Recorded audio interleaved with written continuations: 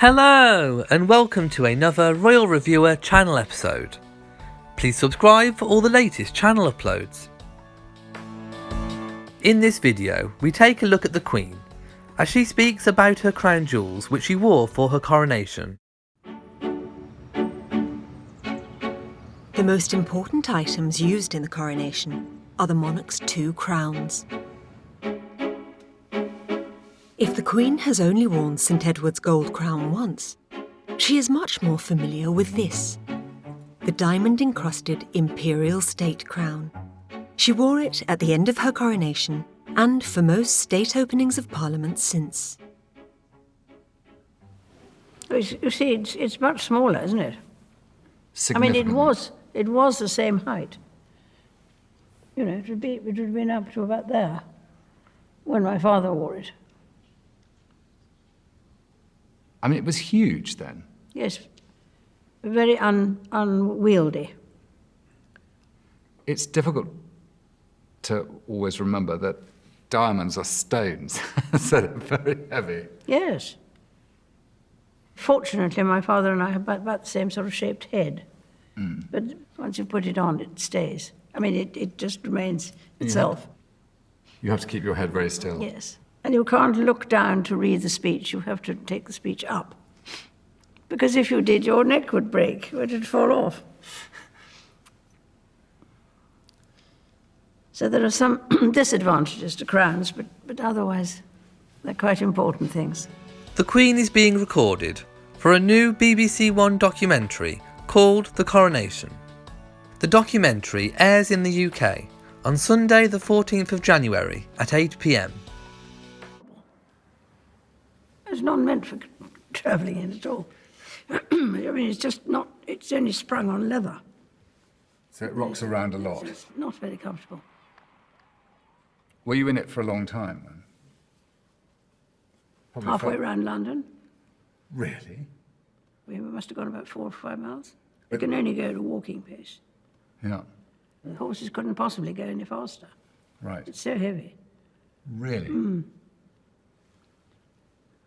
But you look really high up there, so I presume the But view... it is very high. I mean, look at the size of the man. Yeah. We have this incredible continuity in this country in the form of the coronation. Other countries still have a monarchy, but very, very few have a medieval, in fact, none has a medieval coronation in the way that we do, and that we have a collection of regalia that is used for that is astonishing. The concept of the crown dates back at least 2,000 years. Originally a simple band, a halo of light, it represents the sovereign as head of the nation. Then there are the other sacred items in the collection that throughout the ceremony symbolise different aspects of the monarch's powers.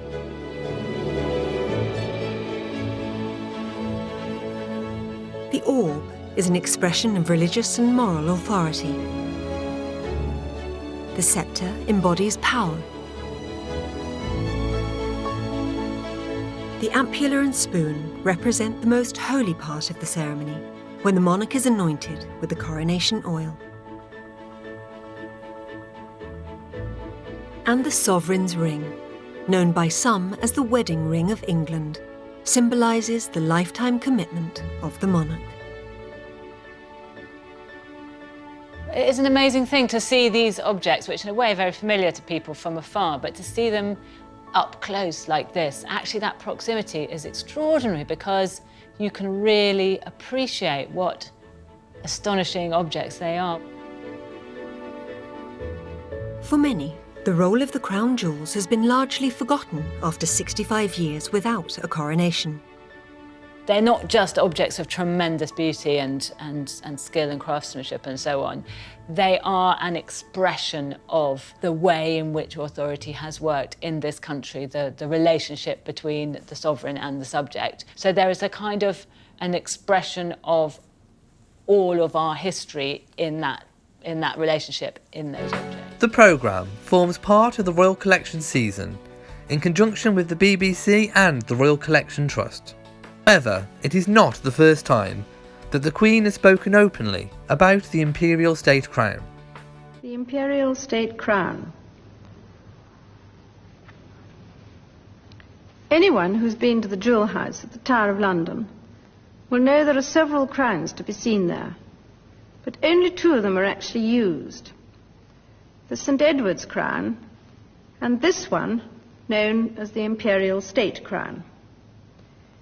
It's normally kept at the Tower, but I have it here at Buckingham Palace because I wore it this morning at the state opening of Parliament. The crown as you see it now was made for Queen Victoria in 1838, but many of the individual stones have a much longer history. The oldest is probably this sapphire, which is said to have been worn as a ring by Edward the Confessor nearly 1,000 years ago.